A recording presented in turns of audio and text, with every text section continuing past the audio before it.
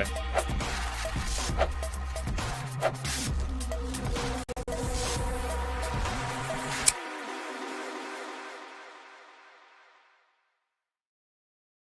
Good grief, folks. The gremlins are in the system today. Welcome to the Celtic Way. That will be getting edited off of YouTube later. We had a slight issue with playing the intro there, but we're on now. We're on live. I am your host, John McGinley. I'm joined by Josh McCafferty. We're here to chat through lots of Celtic issues and topics. As usual, Josh, how are you on this fine Thursday? Yeah, doing very well, John. Thanks very much. How's yourself? Yeah, not bad. I'm feeling good. I'm feeling excited about facing Aberdeen at the weekend. Big match, Pittodrie. I was speaking to an Aberdeen fan yesterday, and there's a lot riding on this for them as well. It feels like a big game, even at this early stage of the season. It'll be interesting to see how Celtic go to Pittodrie and establish themselves in that match. Yeah, it's going to be a difficult game as well. I watched Aberdeen on Monday night against Hearts. They didn't look great, if I'm being brutally honest, but I expect them to raise their game going into this fixture. Celtic will have that Scottish Cup final fresh in their minds. I just fear with the front line that might go to Pittodrie whether it can do the business or not, but we'll just have to wait and see, I guess, and it'll be a good marker of where this Celtic team is at, if they can go to a tough away venue like that and negotiate the fixture or not. So the main substance of what we're going to be talking about today is some youth updates, some chat around the youth team, the player pathways, people like to call it, and all sorts of stuff around that. Before we get into that, I'll just touch on kind of the transfer latest, if you will, if there is a transfer latest at all. Josh, there was news yesterday. Celtic are interested in the Serie A defender Adam Ober, Slovakian international, plays for Cagliari, and you know, Celtic in the market for a defender. He's pitched as a centre-back, but as we've noted, I think he played the majority of his games, started the majority of his games last season at left-back. Kind of adds credence to the fact that Brendan Rodgers might be looking for another option there. With, assessing Inamura, he's keeping an open mind on whether Inamura is going to go out on loan or whether Celtic need another option there in support of Kieran Tierney. So again, another interesting little... as the focus in the minds of supporters is so much on attackers, but Celtic still kind of keeping their nebbing on a potential another defensive addition. Yeah, and it doesn't surprise me, to be honest, when you consider Brendan Rodgers' comments in his press conference last Friday talking about Inamura. I think it was the last question he was asked in the presser, and like you say, keeping an open mind on things, assessing Inamura closely between now and the end of the transfer window. He also said in that press conference that after Jamai Simpson comes in, Celtic won't be signing a central defender. So that tells me that Ober would be coming in to play at left back if he was arriving. Obviously I think he's played 33 times there throughout his career. He is able. The report from Italy yesterday stated that a fee rise from Celtic after their initial offer is necessary to complete a deal. So we'll just see whether that happens. But like you say, focus should really be on the attack. But the club's certainly looking at a backup for Kieran Tierney because it's necessary. As we all know, he came off the cramp at the weekend. If that's a big Champions League game, if that's a game against Rangers, you need to have decent options off the bench that aren't Liam Scales at left back, in my opinion. So let's just see how it unfolds between now and the end of the window. Other than that, there's not too much transfer links or reports going on.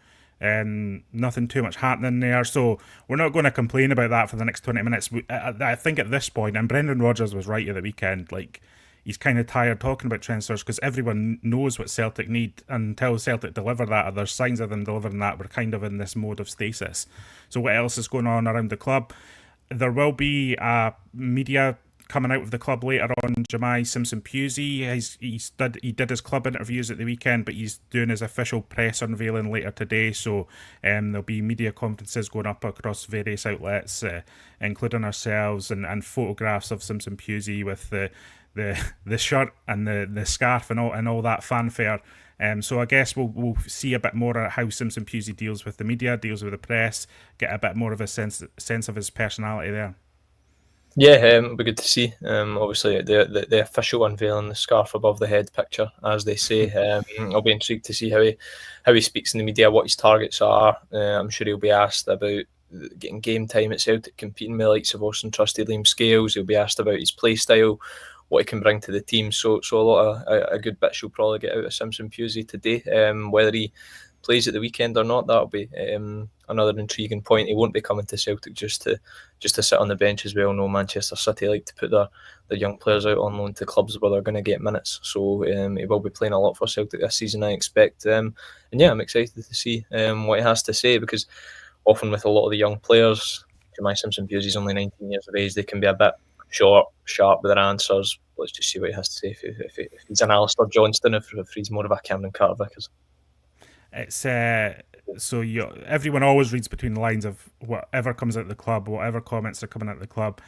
Notable Brendan Rodgers is the little line in the announcement where he's saying he's coming in to play at home and abroad, suggesting he's going to be a firm part of this first team squad, if not a starter straight away, but he's certainly going to be here to be involved. He's not coming from Man City to sit on the bench regularly.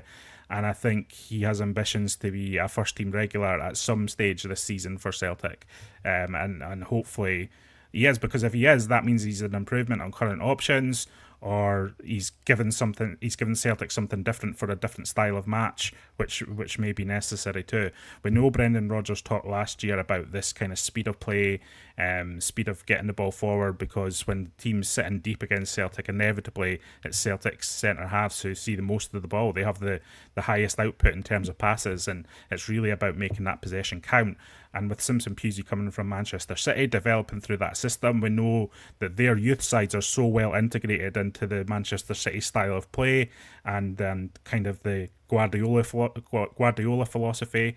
And so if he has if he has that ball playing ability about him, Josh, then he could be an important cog in the kind of Celtic machine this season.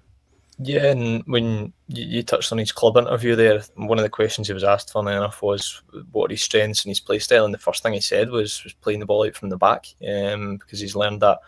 Obviously, it'll be second nature to him from playing in Manchester City's academy, and that's one of the main strengths Brendan Rodgers will look for in a Celtic central defender. I would argue Celtic haven't really had a consistent top level starter alongside Cameron Carter-Vickers since Carl Starfelt was at the club, so hopefully this season Jamai Simpson Pusey can take that spot. It's definitely up for grabs. I mean, it could have been anyone's guess whether it was going to be Liam Scales or Austin Trusty who started alongside Carter-Vickers at the weekend against St Mirren. So that really tells you all you need to know about where the options lie in the left side of the defence. So Simpson Pusey, it's a really good chance for him to come in, get some senior minutes, and perhaps obviously there will be no option to make the deal permanent next summer. But if he can come in and if he can contribute to Celtic this season and do well, then I think everyone will be happy. So what's happening on the Celtic Way today? We've got Josh. He's done a new weekly column article for us, providing updates on what's going on around the Celtic youth teams. So whether it's under-19s, whether it's the B team, whether it's players out on loan, whether it's what's going on with Shawn Maloney, etc., etc. There's changes afoot this season, Josh. I'm going to put up this comment as a starting point because I think it's important to understand where kind of everything sits at the moment, or at least what the perception is of Celtic's academy and pathway. Charlie McGarvey just coming in straight away, just saying the pathway is a myth. There is no evidence that it works. And that's a fair comment. Okay, yeah. I feel like that's a fair comment based on recent history.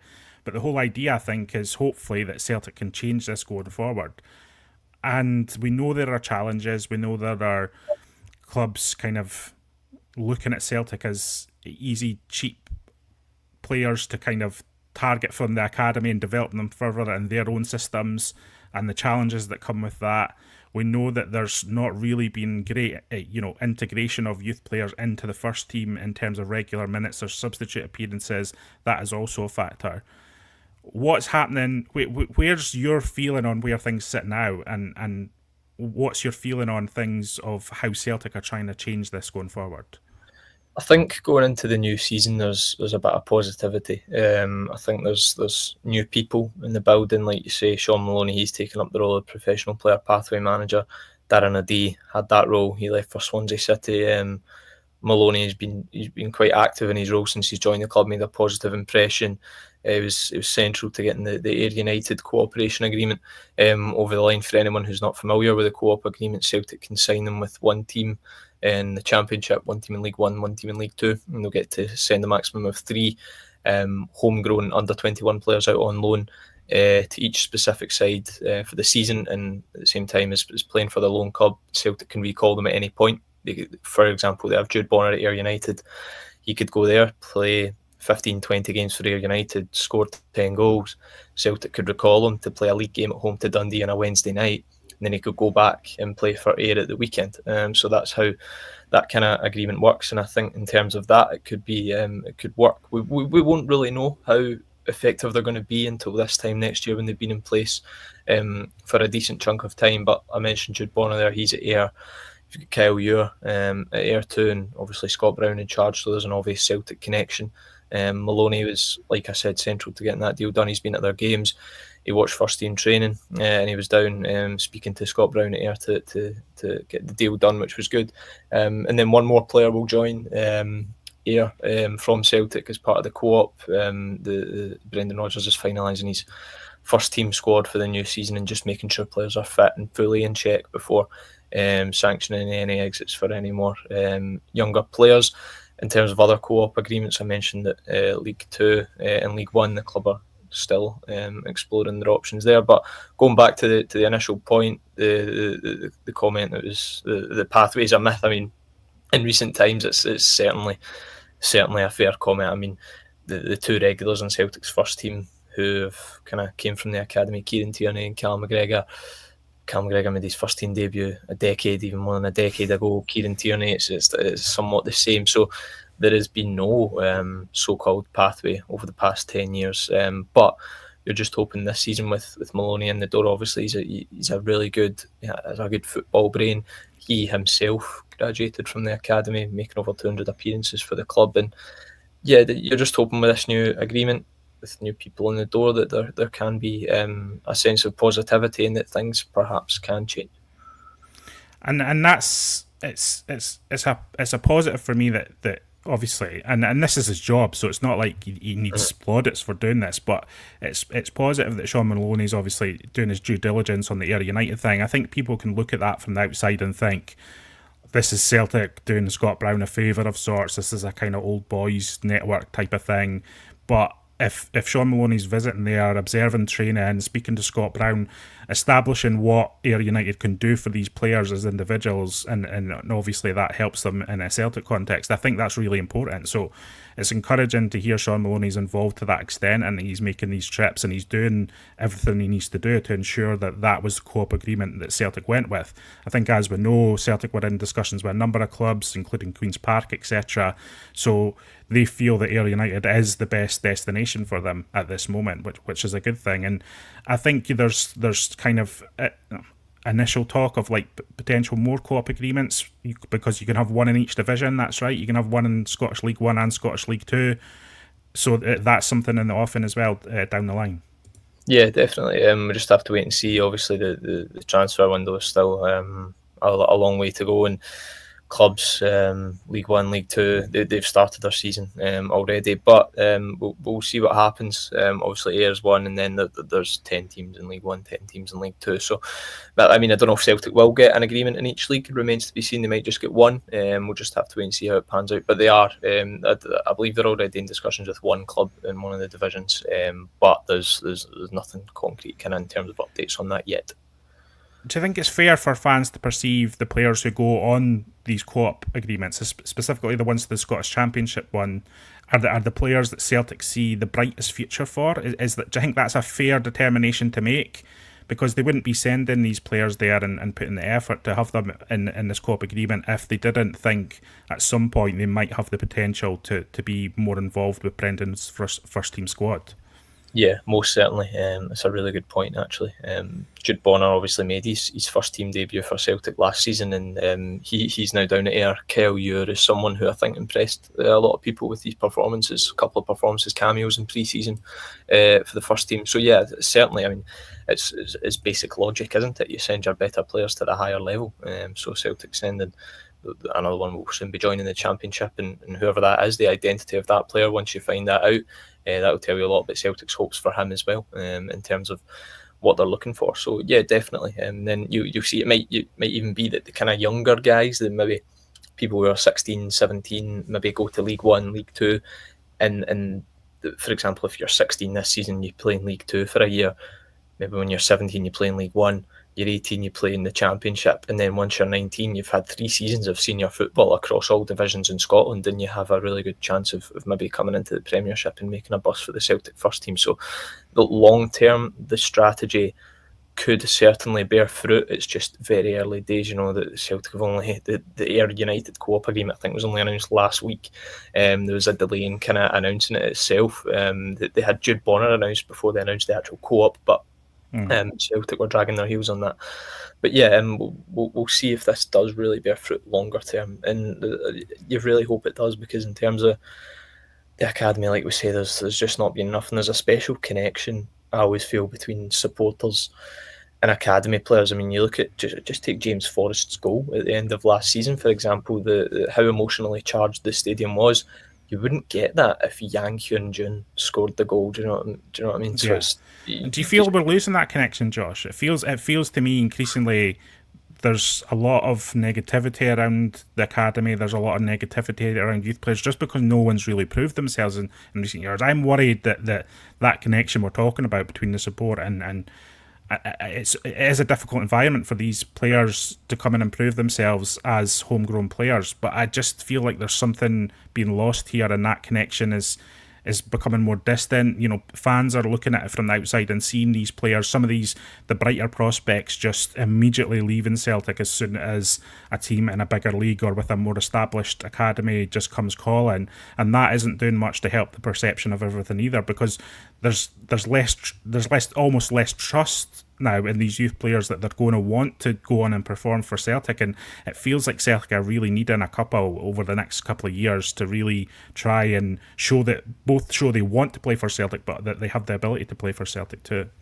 Yeah, I think it's difficult, obviously, because you see the number of players. I mean, the likes of your Ben Dokes, Aidan Borland went down to Aston Villa. Obviously, there's a couple other names as well. Josh Adam went to Manchester City in 2020. A number of players who have went south of the border, and for me, I don't think you can blame those guys for going down there at such a young age. It's a great opportunity for them. They'll be getting much higher wages, but like you say, it kind of you lose that connection naturally when there's not first team players who've came from the academy in the last 10 years. It's only natural you're going to lose that. I mean, the only one I can really think of who somewhat made an impression was Mikey Johnston, and even towards the end of his time, it got really toxic with how he was playing. I mean, some of his performances were obviously not great.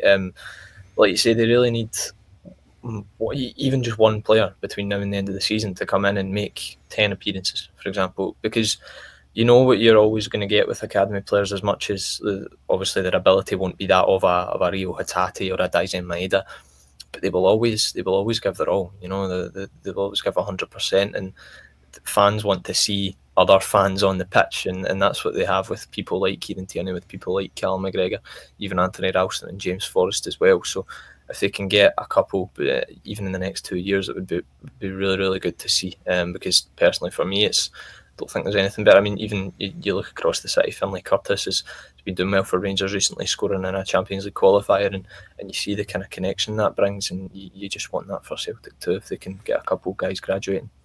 And what does success look like here then? Like, because it's not, I don't think it's as easy as saying the academy's fixed, because and these players become a referendum on that. Success won't really, it won't be headline grabbing, I don't think. I think success more looks like maybe 2 or 3 players starting to play 20 minutes regularly for Celtic, and that sounds like such a low bar, but because of where we are and where we're at, that's just not happening at the moment. For me, the success of what Shawn Maloney is trying to do with as a player pathway manager and what that role entails is that even by the end of this season or into next season, that there are 2 or 3 that are just not even starting for Celtic regularly, but involved a lot more. Substantial substitute appearances, not a 3-minute cameo at the end of a match, not a 10-minute cameo. Players that can come in and potentially make an impact. I don't know if the talent's there right now, and maybe that's a frustration too for Brendan Rodgers, because he always says he will give opportunities to players if he feels like they're good enough and they have the mentality and the personality to make an impact. But I don't think there's going to be a massive burst of a breakthrough player who takes Celtic by storm. I don't think it'll be quite as eye-grabbing in that in terms of judging the success of what's going on.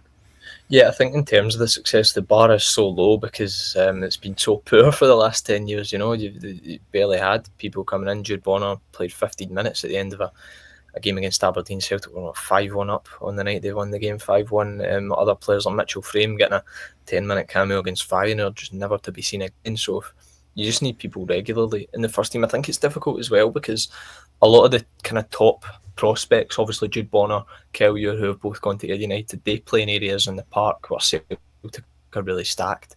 You know, Kyle Ure is never really going to come into the team when you've got people like Callum McGregor there. Even Paulo Bernardo can play in the 6, Arne Engels can play in the 6 too.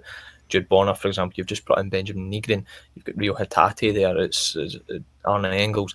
It's very difficult for these guys, and those are who the club views probably the top prospects in the academy, but they just play in positions where Celtic have got a lot of strength. If you had, for example, someone that the club viewed highly who's playing on the wing, they'd have had an opportunity by now, but there's just not good enough wingers coming through the academy to get first team opportunities. You have a couple of boys who've been in the B team but not real standouts, so to speak. That's just bad luck, unfortunately. The way it's fallen at the positions that Celtic need for the first team, there's not any top guys in the academy who can come through and make that difference. So John Boy 1888 asking, what's going on with Barfield? Look, it's my understanding that Barfield's pretty much complete. Like it's all been sorted and it's all kind of like it's almost ready to function, and the club have brought at that stage. I'm of the belief that what's holding like the official opening up is just the signing off of various permits and council red tape. I'm not sure of the exact details of it, but I believe it's just a kind of hold up and getting all that stuff over the line. But Barfield is pretty much done. The building work's been pretty much done on it. I think it's ready to go, and I think it can't be too long now, Josh, until we start to hear from the club that it's in use. And I think once it's in use, obviously the club are going to be making a big noise about it because it's a large infrastructure spend. Millions of pounds have gone into Barfield. And this is going to be an important part of what the club's strategy around this kind of youth or an academy setup is going forward, because that's what it's designed for. This new training centre is not for the first team, except in rare cases. It's for the youth team and it's for the women's team. And Celtic have spent a lot of money, and it's something that they will hope that pays off over the next 5 to 10 years. Yeah, and I think it's money the club had to spend, and it's an investment they really had to make. In terms of when you look at the best academies worldwide, you know, Manchester City, Borussia Dortmund, the Red Bull sides, their facilities are real top notch, and Celtic couldn't even match with that with the previous facility they had. I'm not sure if they will still be able to match with the new Barfield facility, but it's certainly progress. I think upwards of £20 million has been spent on it. It looks really good from what I've seen of it so far in terms of the finished product. So yeah, it's really good for the young players to go in there to get the opportunity to train, obviously at a high level facility. The women's side as well, really good for them, and hopefully it can just be a marker of this kind of not new era, but the sort of new phase that's about to start with these youth players coming through, and the co-op agreements, and Shawn Maloney being in the door, and hopefully it can be a real place where these young players can go and make their way into the first team from there. One of the slight concerns I have about the Barfield thing is that I remember talking to someone who was close to one of the youth players that left Celtic a few years ago, and I think one of the issues is that when players are training separately away from Lennox Town or away from the manager, whoever the manager is installed at that time, it's hard for the player to get noticed. So there needs to be, Celtic need to align, like they really need to have oversight, and I guess that's what Shawn Maloney's role is, oversight on who is impressing, who is coming through, who is perhaps ready for a burst of first team training up at Lennox Town. That separation isn't ideal as far as I'm concerned. I think it's really good that there's a modern facility in place, and I think it might go some way to help and convince some of these young players that Celtic can be a place that they develop and progress further, because the facilities, as far as I'm aware, have been a large part of some of these players going and leaving to some of these clubs in England who have facilities that are at a standard well beyond what Celtic have. Obviously, I don't think they're world-class facilities or anything like that, but as he said, it's a step in the right direction for giving these players an environment, a comfortable environment, that also pushes them and challenges them to become better players at the end of the day. And helps try convince them to stay as well, you know, 'cause you look at the guys going down to, your Liverpools, your Manchester Cities.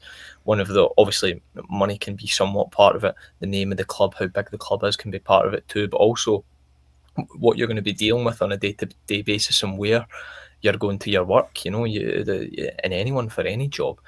What you're doing, you want to go in a nice workplace and you want to be excited to go. Whereas I'm not sure that's maybe the case with the young guys before when they were going to Barfield. So hopefully now it can really change their perspective on that and be a really good positive step. In terms of Shawn Maloney, just finally, in terms of his role, he has great experience already in the game in terms of the coaching side of things, working with Roberto Martinez at the Belgian national team. He's been a manager at obviously Hibs. That didn't particularly work out. He was manager at Wigan for a spell too. So yeah, I think it's a really good appointment for the club. I remember when the appointment initially came out, people citing the usual term jobs for the boys and such, but I don't think that's the case in this one, because he's made a strong impression so far, and hopefully the longer he stays at the club, the more progress Celtic can make with the academy and the pathway into the first team.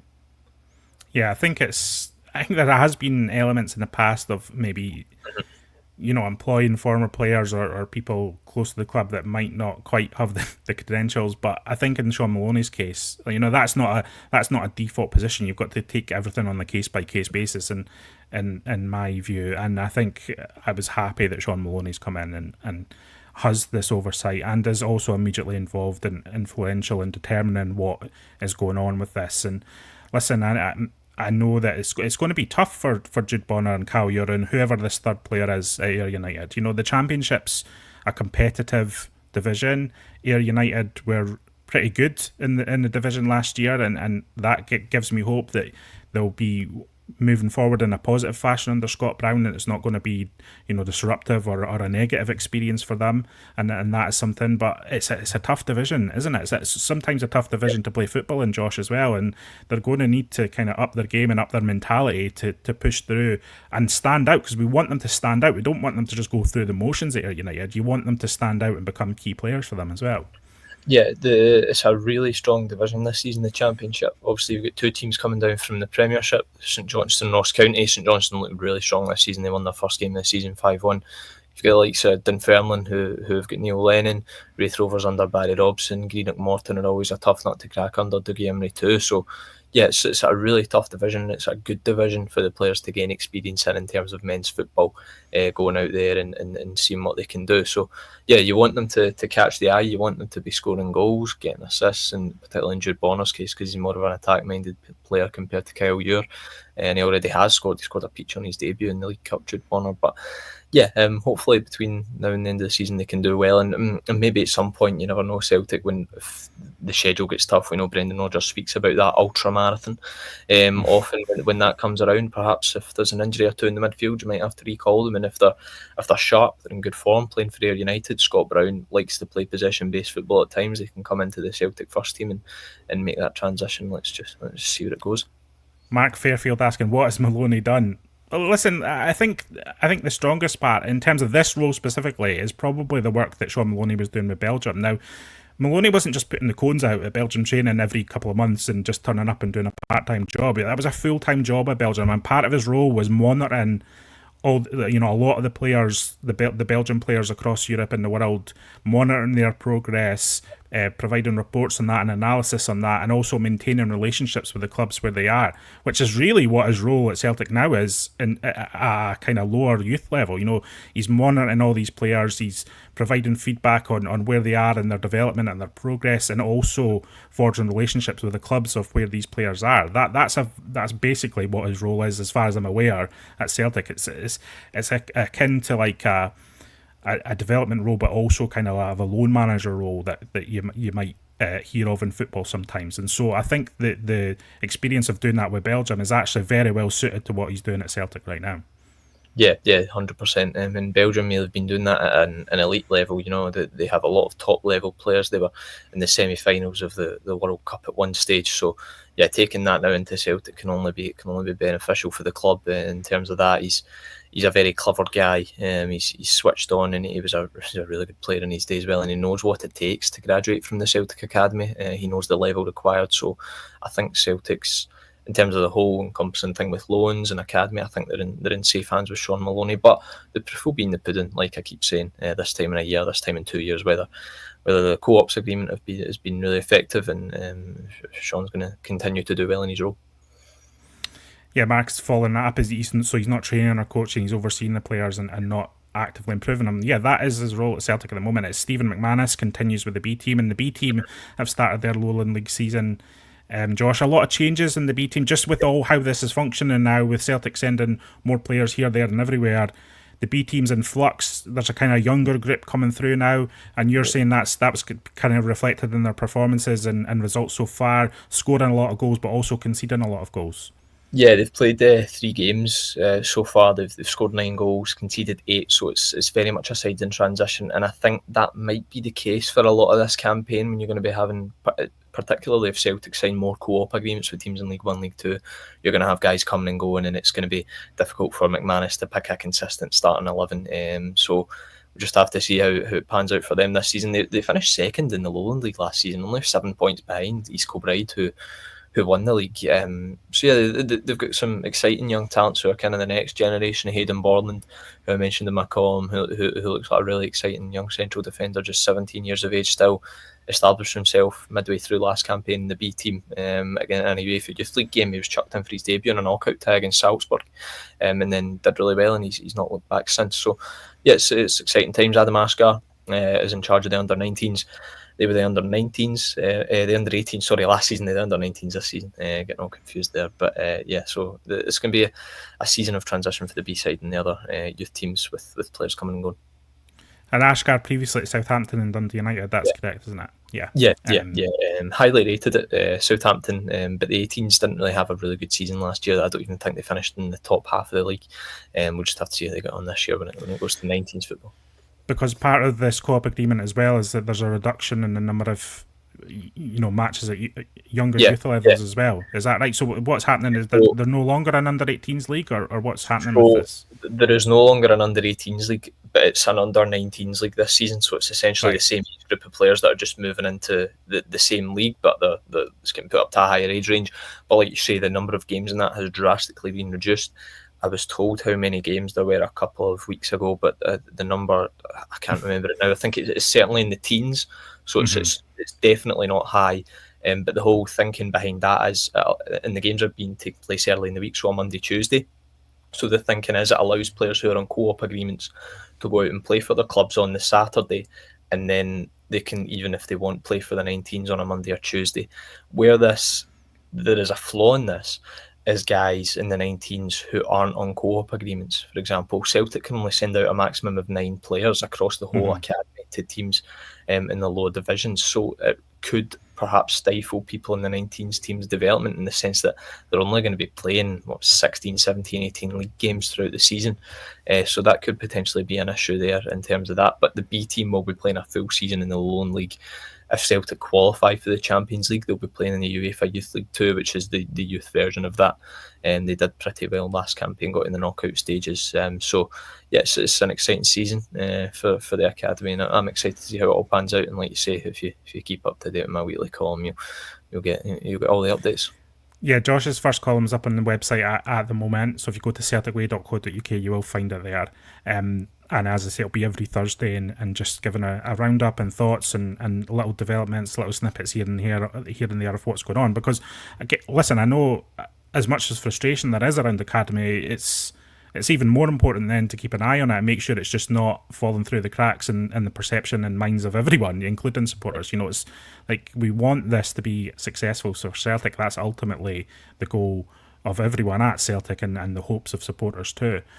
Just another note, because I don't think we mentioned this, but the co-op agreements are only open to players who are eligible for Scotland. So for the likes of Francis Turley, for example, who is a Northern Ireland youth international, he cannot go on a co-op agreement because he's not eligible for the Scotland national team. So that is just another little caveat to note as we move through the season as well, Josh. Yeah, definitely. So I think it's certainly players like, if Celtic sign another co-op agreement, perhaps someone like Mitchell Frame, people like Sean McArdle, perhaps they can go out and get senior experience, because I think that would be really beneficial for them in terms of it'd be better for them to go to League 1 or League 2 than play another season of Lowland League football in a side that is very much in a transition. So getting that men's experience would be really beneficial for them. I'm throwing this on you, so if you don't have an answer, it's fine. But do we know what's going on with the Admira Vacar thing? Because I know that was Dan O'Dea. That was a very much Dan O'Dea project. Yes. What is that still ongoing? Is that something that's going to be active this season? So it's gone very much quiet on that front, and I am not entirely sure because Celtic don't have any players there at the minute. Obviously, they had Matthew Anderson and Ben Summers there last season, both who done pretty well. Admira finished quite high in the Austrian second tier. But yes, currently no plans to send anyone out there as far as I'm aware at the minute. And like you say, it was a project that Darren O'Dea very much drove, and he's not at the club anymore. So I'll do some digging on that over the next week, and in my column next Thursday I'll provide an update on that. Listen, Josh, it's an interesting chat with you today. I know it's a bit of a different show today, guys, but we don't want to do the same show moaning about transfers every day. We could do that. We could wind everyone up about what's not going on at Celtic, but we wanted to just give a different kind of insight into something else that's going on at Celtic at the moment. Tomorrow we'll be in full build-up more to Aberdeen. I'll be on with Tony in the morning, and then we have a kind of opposition focus show going out later in the day tomorrow as well with Ali Begg, formerly of Celtic TD, now runs an Aberdeen YouTube channel. So I chatted to him yesterday, and he gave great insight on where Aberdeen are right now and kind of how their ambitions are going into the new season as well. It's very I've said this a lot, but I'm very intrigued about the Scottish Premiership the year with all the energy going on around different clubs, and off the back of Aberdeen's cup win, which was a massive shot in their arm, and they've got guaranteed European football this year. They're potentially playing Steaua Bucharest in the Europa League playoff, but then they'll drop into the Conference League if they don't make it through that. It's just it's good. I'm glad that all of these teams have things to look forward to and are feeling motivated about the new season. You don't want Scottish football going through the motions. It's all about Celtic for us, of course, but it is good that these teams have real ambitions and feel like they're making progress as well. Yeah, certainly. I think the league is going to be very strong this year, stronger than it's been in the past 5-6 years. Certainly, you touch on Aberdeen there. They won the Scottish Cup last season. You've got Hearts, who've got Tony Bloom's investment. He's been talking a lot recently. What did you make of Tony Bloom comments, Josh? Because I know some people look at that and think, oh, this guy, what is he saying? Like, he shouldn't be going out, putting himself out there and talking about that in this way. For me, it's like, first of all, it's a wee bit of patter, isn't it? I don't mind a wee bit of patter. It's also like, fair enough, put your ambitions out there. It could come back and bite you, but at least it's out there and we know to judge you on those terms as well. Yeah, and I don't think Scottish football, to be honest, has enough of those characters, does it, in terms of owners of clubs who come out and talk a lot. So, yeah, fair enough, big claim. Let's just see if he can live up to it. In terms of Hibs, that's another club that's certainly on the up at the minute. They're doing very well. David Gray's doing a terrific job. I was speaking to Malky Mackay yesterday at their kind of 150th anniversary event, and he spoke really well about the strategy there, what they're doing. They've obviously recently signed Grant Hanley, which is a good addition for them. So yeah, the league's very strong. Just looking forward to seeing how the campaign unfolds. And Hamish said this to me the other day, but I've always got a lot of optimism around where Scottish football's going in these early weeks of the season, and then we get into November and then I'm starting to feel the energy and optimism from myself fades away. But hopefully we can stay in it for a bit longer this season and Celtic rise to the top as they have done so often over the last while. Lots going on at Celtic, lots going on at celticway.co.uk. Check it out if you're interested in what we say every day. We've got lots more on the website, lots more coming on the channel, and obviously we've got full coverage of Aberdeen on Sunday. I'm really looking forward to that match. I'm very intrigued about how it goes and how Aberdeen's set up. I'm not going to give too much away, but because we're talking a lot more about Aberdeen tomorrow, but it is a big game. It is a big game, and I like big games, Josh. So thanks for giving us an update on things going on with the youth. We'll look forward to more of your chat on the youths going forward and your column and on the channel. And we'll see you again next time, everybody, on the Celtic Way.